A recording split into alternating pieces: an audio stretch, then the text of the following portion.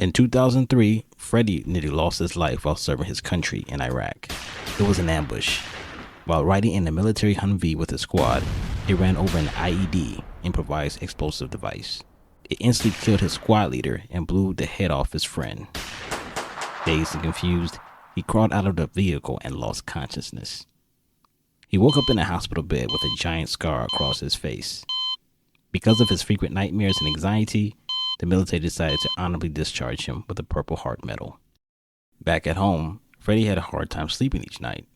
How could he, after what he experienced? He couldn't stop the nightmares from his PTSD.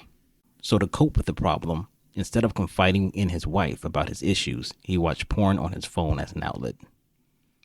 If I ever get anxious, He reasoned. I'll just watch porn to ease my stress.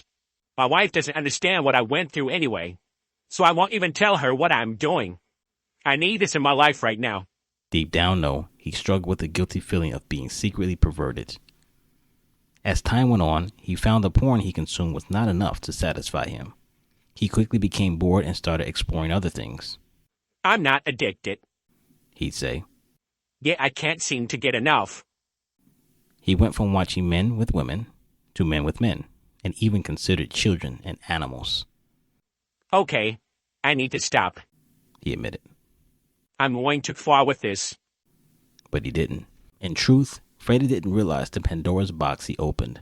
He failed to realize that porn was statistically proven to make him worse, his marriage worse, and a dissatisfied addict. In fact, in 50% of divorces, at least one spouse had an excessive interest in porn, and 22% of porn watchers were likely to commit a sexual crime.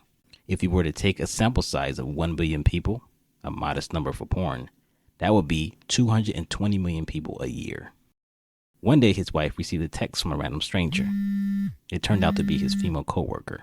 Hey, I got your number when your husband put his phone down. My name is Emily.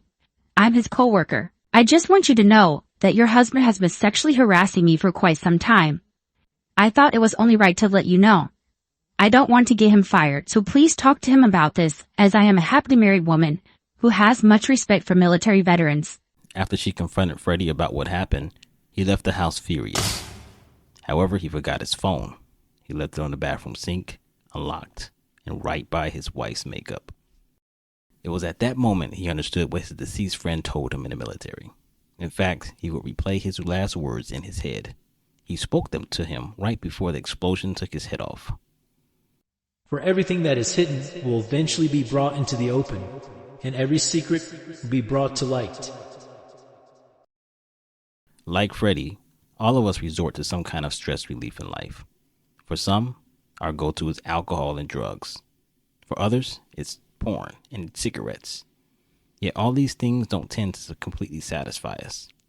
We continually face the reality of a tortured life when our outlets become destructive addictions. Most tend to cope with it instead of changing for the better. The reality is that most people don't know what change is needed for the issues to go away once and for all. Erroneously, some tap into meditation and even routine religious practice, while others face life head-on and crash and burn with suicide or mental breakdown.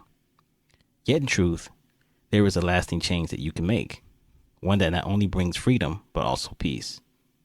It is to change your mind from living for your selfish desires to living for the desires of God. However, to do this, you must make a bold step that Freddy couldn't take. You must be transparent with God and your neighbor, acknowledging your faults and shortcomings, including all the things you've done in the dark, so that God can completely transform you into the best version of you. In short, in order to best clean a closet, you must take everything out for all to see.